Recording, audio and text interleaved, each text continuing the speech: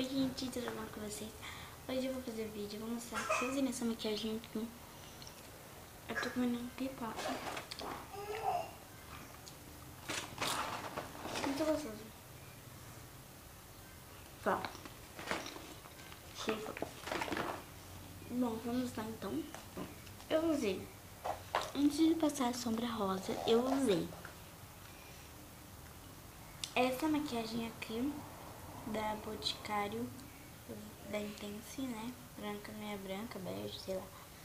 Usei ela. Depois usei. Primeiro,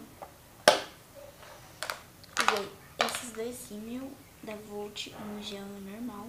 Esse é em gel e esse é o normal. Usei esse pincel pra usar.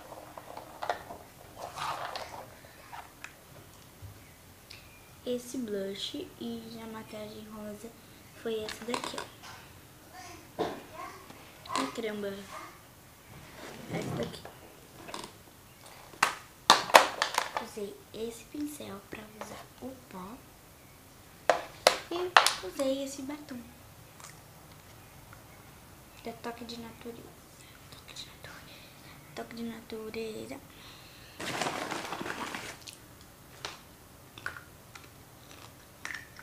Então foi isso que eu usei. Foi isso. Esse blush, essa sombra aqui. Esses dois pincel.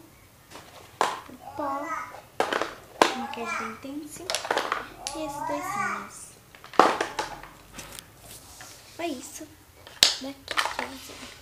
Bom, gente, olha o que eu fiz aqui pra pôr o celular.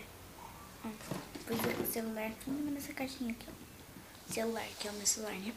Então, gente, esse foi o vídeo. Espero que vocês tenham gostado. Clique em sempre quem gostou.